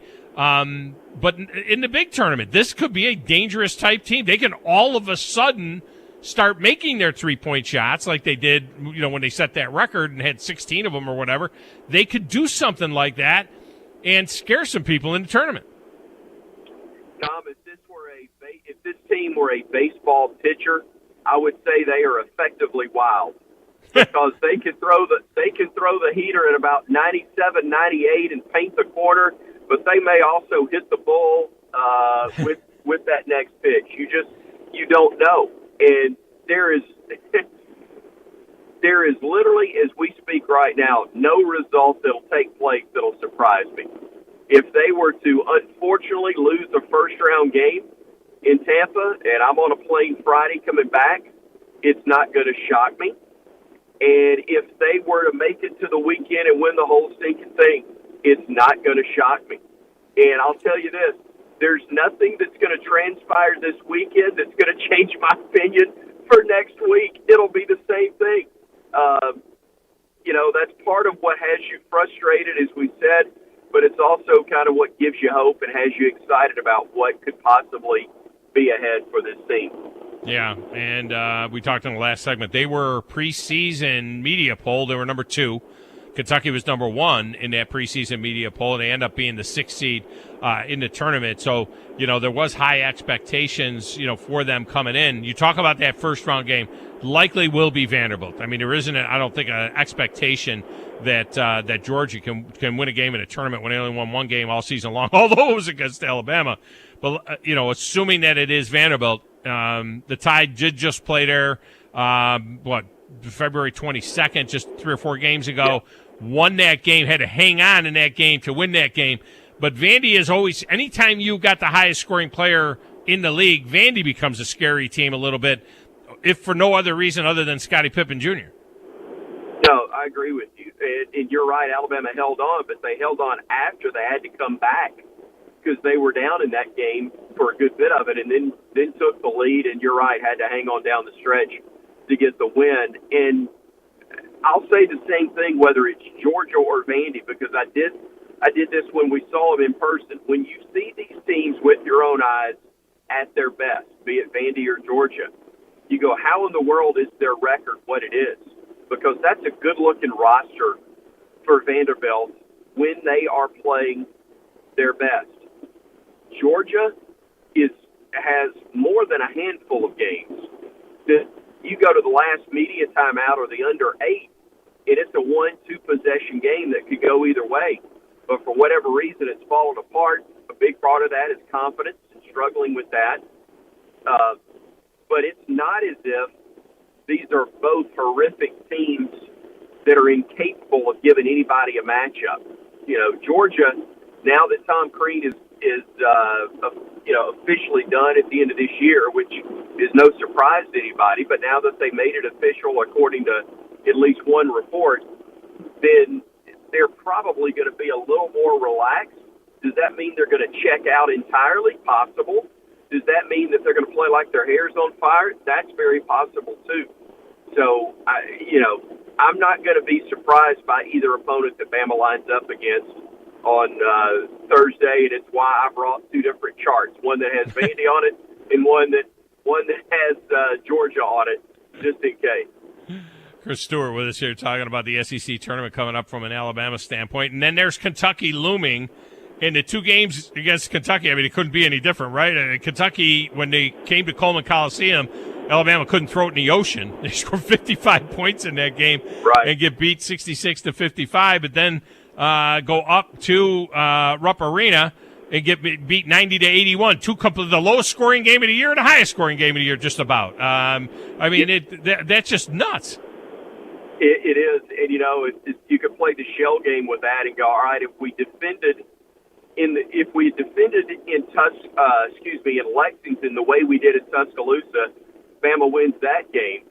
Flip it around and say if we scored in Tuscaloosa like we did in Lexington, we'd have won in Tuscaloosa. Oh, by the way, if you played your two bad halves, either location, you'd have gotten beat by 50. It could have been nasty, but look, you always go in with hope, but I think it's valid hope if you're Alabama that if you put the two halves you're capable of together. Kentucky's no different than Gonzaga when you face them, Baylor when you face them, Houston, Auburn, as you took them to the last minute and let one get away at home. It goes back to what we talked about a few minutes ago, Tom. Bama's best is good enough to play with and probably beat anybody they face. The issue is putting that best together for 40 minutes and not having a 4 to 8 minute bad stretch, which has been their undoing in some tight games. And most people say that their undoing, was the 3-point shot this year. They want to throw up a lot of threes. They're, I think, top 10 in the country in terms of 3 points attempted, but only making 31% this year was the vast difference from last year. Barely in the top 300 in the country. It just didn't seem to fall. Is it too simple to pin everything that happened with them on the ability to make the 3-point shot? I mean, if they're just 3 or 4% better, they may win 5 more games. Yeah, and timing of that too. I mean, obviously, timing of makes or misses or some. I would contend that in some games, in some situations, even recently, that Tom, if they had just gone ahead and taken the shot and not been hesitant because of the lack of success, they still would have been better off because the way the flow of the offense is supposed to. Look, it's not about jacking up threes. It's about taking open shots.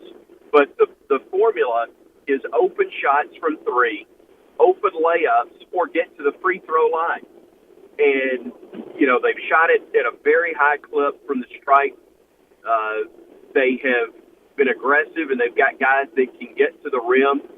But they've got to take the open threes that are there, and they haven't done that and made them at the clip they need to. But there are guys that were recruited for that. There are guys that have all shown they're capable of that. I mean, there's a key piece missing. In Namari Burnett, a kid that you recruited that was shooting lights out in preseason work and in live situations, and he tears his knee up. That's a huge piece. Yeah. Everybody deals with something like that, but the reality is that's a 6'4", 6'5" guy that was going to be a big part of this team on both ends of the floor, and you don't have him. And when other guys on top of that don't shoot at a consistent percentage that they're capable of, that's tough to overcome. So I don't think they're unhappy with the shots they're getting. I don't think they're unhappy with most of the shots they're taking. It's the inability to make good shots at a higher clip than you expected that's been the real problem this season. And finally, from a personnel standpoint, I mean, everybody pretty much all season long had considered that J.D. Davison was a one and done. I mean, this guy coming in with the skill set he had and everything, this was Alabama's one and done that was coming in. Now you look at him and you say, all right, 17 guys named to the first and second team, all SEC team. None of them are J.D. Davison. He's on the all freshman team, and so is Charles Bediako, which is a fabulous thing. Is there at this point, is there any doubt in your mind that J.D. Davison needs another year in Tuscaloosa? And man, what does that look like with Bediako, with Bennett, with the class that's coming in? All of a sudden, we don't even have in this SEC tournament, but you start kind of peeking ahead and you're saying, dang, these guys could be loaded for bear. I think I would agree with what you're saying. I just think the game is very different, and what the NBA sees and how they interpret what their needs are and when you're going to draft somebody and how you're going to go about your draft process is different from how we think. I mean, the people that I talk to that's what their job is still believe that this is a guy who's a first-round draft pick because the upside is so high with him that they feel like just given time he's going to be fine. Don't you just look at him and just say, "Good, one more year, man"? I mean, he could be devastating. He needs that one more year. Then he's a lottery pick for sure. Now, he's not a lottery pick. I mean, he might be a first-round guy, maybe, but it's on speculation. I mean, one more year of college basketball. He can make money. He's going to make great NIL money. You would think that guy would want to hang around for a year and become a top 3 pick in the country type guy. I would love to see that happen. I would love to see that happen for a lot of reasons. I was hoping that that's what we'd get out of NIL was we'd get guys hanging around a little bit longer, knowing that I can make heavy, so I can make Chris Stewart money by staying in college basketball. Exactly right. In my case, NIL stands for not in it for long. That's what NIL stands for. Yeah, what 25 years or whatever it's been. Yeah, not very long, and you still look like you're 25 years old. Chris Stewart has been our guest. Chris, safe travels.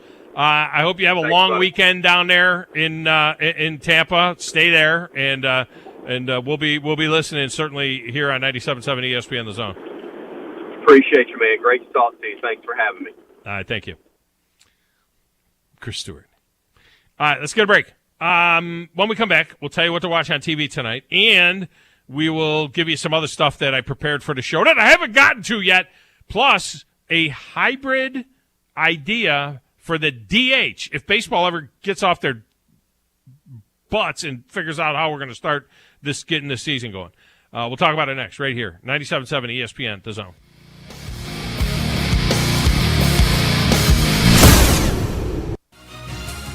You're listening to the Thom Abraham Show on 97.7 ESPN The Zone. Hey there, Bob Baumhauer here. Baumhauer's Victory Grill is your big game headquarters all fall long. And with our new fall features, every day is game day at Baumhauer's Victory Grill. Try our pregame starters, including our homemade onion strings, always fresh hot lips, and our all-new Buffalo Dippin' Chicken appetizer. Our main events include incredible chicken, fish, and shrimp selections, always featuring local Alabama Gulf seafood. And don't forget our Sunday Blitz, 11 to 6. Baumhauer's Victory Grill. Legendary fun, legendary food. Thom Abraham here from my friend Brian Hamaker and his team at North Alabama Mortgage. Look, buying a home is the biggest purchase you will make in your life, and it can be a bit intimidating, so you want people that can help walk you through the mortgage process and get you the best deal possible. That's what North Alabama Mortgage does, and they do it in Alabama, Tennessee, and Florida, from first-time purchases to refis, conventional, VA, FHA, and USDA loans. They have the solution at North Alabama Mortgage. Visit NorthAlabamaMortgage.com to learn more. That's NorthAlabamaMortgage.com. Organizations using Salesforce know how powerful the platform is and how much time, money, and headaches it saves if it's set up right and you know how to use it. Let's face it, Salesforce is complicated and time-consuming to figure out, and a lot can go wrong now and down the road without expert help. That's why most Salesforce users work with an implementation partner like Higher Echelon, so they get the absolute most out of their Salesforce investment. Higher Echelon is a 5-star Salesforce consulting partner who won Salesforce Military Hiring Partner of the Year. President Dr. Joe Ross is retired Army, who played and later coached boost for the cadets. He puts that experience to good use at Higher Echelon, where they pride themselves on hiring veterans. Look, not all Salesforce partners are the same. Don't put your company at risk by going with an inferior partner. Higher Echelon is the trusted partner you can count on to get you up and running and seeing returns on your Salesforce investment in a fraction of the time it would take if you go it alone. Go to higherechelon.com. That's HIGHERECHELON.com to learn more. Go higher and go Army. Thom Abraham here from my friend Ross Roberts and his team at Valley Equipment Rental on the South Memorial Parkway. Did you know that Valley Equipment Rental is independently owned and operated by local folks right here in the Valley? They are celebrating 10 years into business this year and have grown to be North Alabama's largest supplier of rental skid steers and mini excavators. Now, if you have a question about what tool to use, just call them at 964-6081, and the pros at Valley Equipment will get you into the tool that you need for your specific project. Valley Equipment, more care in every rental. If you're ready to lower your utility bills, it's time to call Eagle Insulation. Eagle can handle it all. Attic re-insulation, insulation removal, wall insulation, and new construction insulation, commercial and residential. Our primary goal is to save you money, and lots of it. Typical clients realize their return on investment within 3 to 6 months. That means the re-insulation actually pays for itself and then some. See if we can help you. Contact Eagle Insulation today, 256-755-1556, or log on insulatewitheagle.com. Coach Nick Saban. Helping children is very important to Miss Terry and me. As parents, it saddens us to know that baseball in the Rocket City is getting closer and closer, and nobody's going to be locked out. The Rocket City Trash Pandas single game tickets are on sale now. You can buy your tickets for any one of the 69 home games this season, including opening day, 4th of July, Mother's Day, Father's Day. All of the games that we have this season are available to you now. Go to TrashPandasBaseball.com right now to get your tickets before they're gone. Trash Pandas Baseball. Have a blast. So who is Wes Neighbors? He's going to put an ass whooping meter on next year. Does Wes know? 1 or 2 or 3 cans of whoop ass. We can all figure it out. Weekday afternoons, 97.7 ESPN, The Zone. So I'm going to watch it on TV. The game's on. Oh, I almost forgot. I'll be right there. We like sports and we don't care who knows. From shooting hoops to the Super Bowl. We like sports and we don't care who knows. Football, tennis, hockey, golf. The game is starting. Everyone is here. I got my snacks, my friends, and a beer. So I'm going to watch it on TV. Are you ready for the football? A Monday night party! So I'm going to watch it on TV.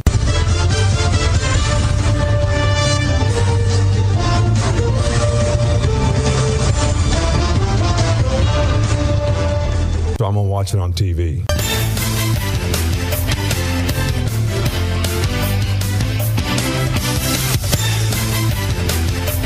Now, what to watch on TV tonight is brought to us by the fine folks at Audio Insight. Dave Bond and his crew do a tremendous job. It doesn't matter if it's something small like hanging a TV and putting a soundboard or sound bar in, or maybe you want the surround sound. I want the surround sound so bad. I want the surround sound in my family room so bad. I want to listen to the race in surround sound. I got a sound bar and a TV in the bedroom, but I need better sound in the family room, and I know that Audio Insight can get that done. Maybe you're building a new home, and you want the entire place wired for sound or set up for sound, whether it's wired or wireless. The guys at Audio Insight, Dave Bond and his guys, do a tremendous job for you, so you might want to check that out. All right, what to watch tonight? You still got, the NEC tournament, and you got the Horizon tournament, and I can't watch the Atlantic Sun tournament. I'm not watching it. I can't do it. I can't do it. All right? Maybe you want to take in some NBA action tonight. We got some of that going on. The New Orleans Pelicans are playing on TNT tonight. Grizz will be watching that game against the Memphis Grizzlies. And then it's the clip joint in the late game against Golden State. So, that's your TNT action tonight. The rest of it is mostly college tournaments. All right. A hybrid DH. I really, I can get with this idea. A hybrid DH. What is a hybrid DH? How about this? We go universal DH, which satisfies those of us that want to see the DH and don't want to see all the pitchers hitting all the time. But to continue to have some strategy that those of you that are against the DH have, how about you get to use the DH, but only for your starting pitcher? And when you take your starting pitcher out of the game, you lose your DH.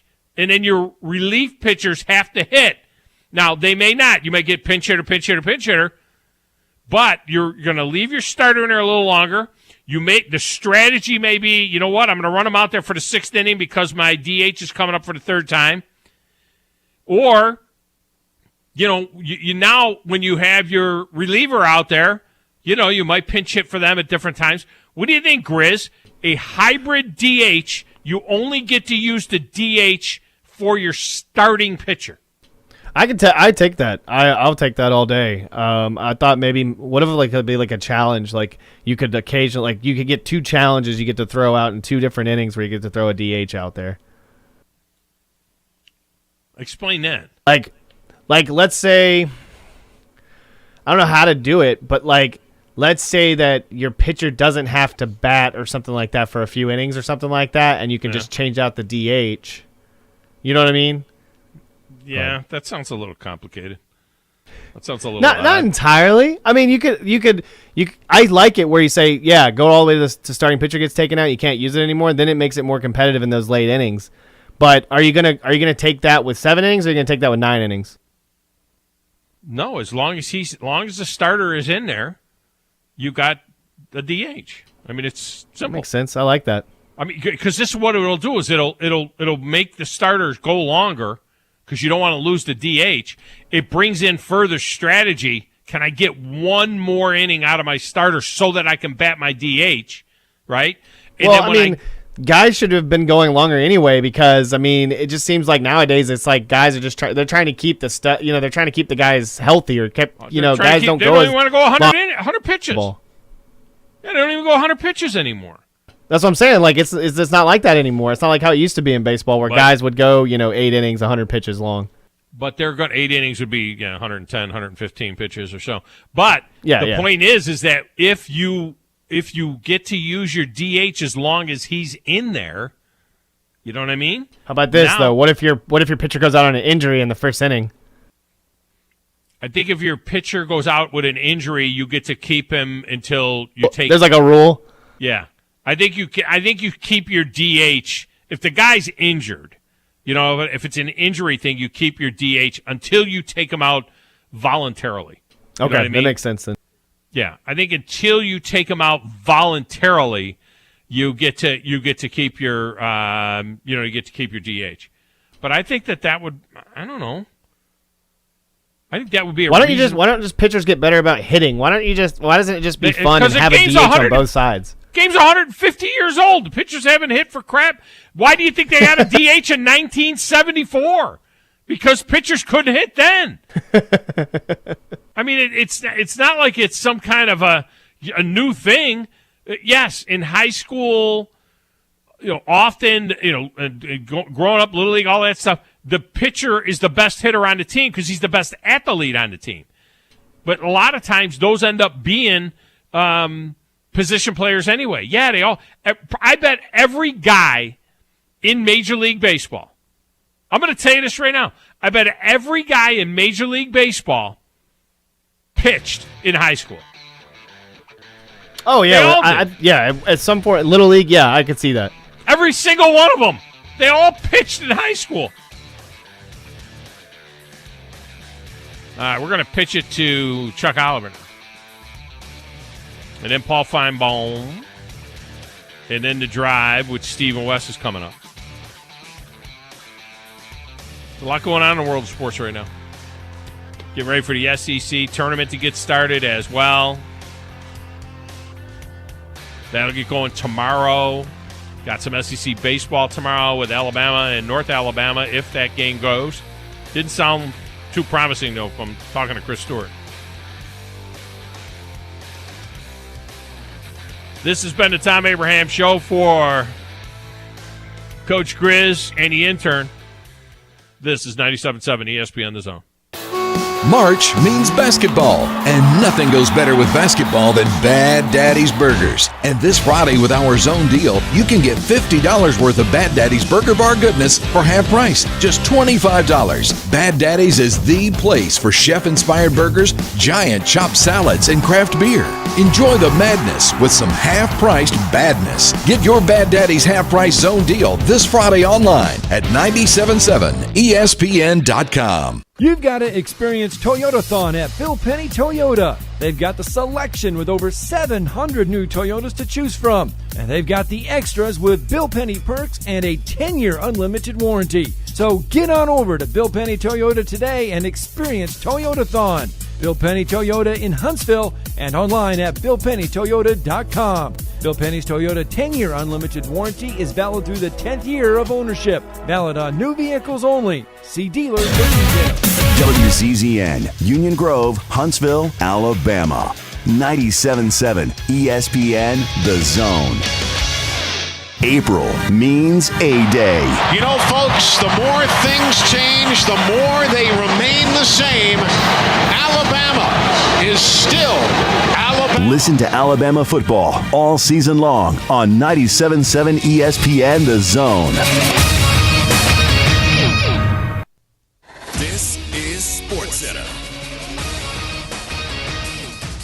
I'm Christine Lisi. 2 more tight ends have been franchise tagged on this tag deadline day. The Cowboys with Dalton Schultz, reports ESPN's Todd Archer. And according to ESPN's Adam Schefter, the Dolphins tagged Mike Gesicki. The tag deadline is 4 Eastern. From ESPN's David Newton, multiple teams have called the Panthers about a possible trade for running back Christian McCaffrey. While the Panthers aren't shopping him, they could consider it if offered a first-round pick and another player without a big salary cap number. His cap hit this season, McCaffrey's, is $14 million.